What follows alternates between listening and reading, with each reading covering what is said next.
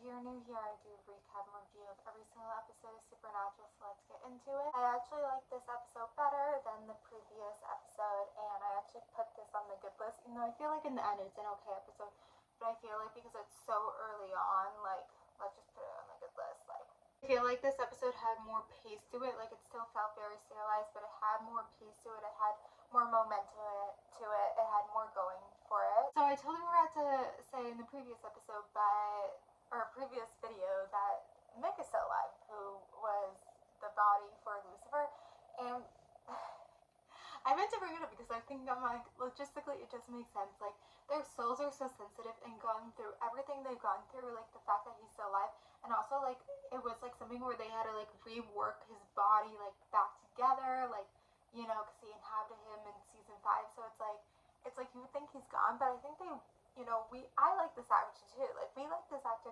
They wanted to see something, you know, wanted to like keep him around, and like I do, logistically it doesn't make sense. Like, it doesn't make sense, but you know, they gave something. And so, you know, this episode he was even more dealing with, like, I guess the loss of his wife and his son, and kind of like trying to figure out. And then you see like these moments that he's like acting like Lucifer, I guess, or like these moments whatever. And so I think, you know, it's something that I think we're gonna see more of. I think there might be an episode, I can't remember, that like they're dealing with him. So yes, I like having a character, like an actor you like, but it's just like also like it doesn't make sense. And then in this episode, Jack went to his grandparents, and it's something where it's like, wow, he hasn't done this before. And like, I really like, it's kind of what I said the previous video too, where it's like, it kind of makes sense, but it's like, it's not like nothing too special, but it's also crazy that like Cass let this happen.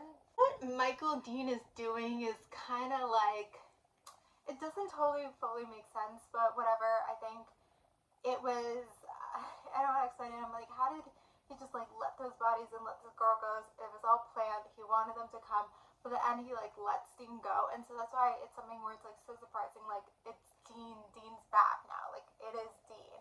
And it's something like that's so surprising as fans, but I think it's something that I think didn't clock to me the first time I watched it, that he's gonna come back, and he like purposely, he's still there. Like, he's just turn off the switch so that he can come back at a time that he wants to come back. So I think that is the purpose, but it is still so surprising, and like it just is kind of shocking, and it's like a way to like end the episode too. Like, it's just kind of whatever. So like, some things don't make sense, some things aren't perfect. Again, it's very serialized. I feel like the first 2 episodes of seasons have been serialized, but I feel like we're about to like, you know, hopefully have some episodic episodes, if I'm remembering correctly. Also, I saw that Richard Spike Jr. was the director of this episode, which is surprising.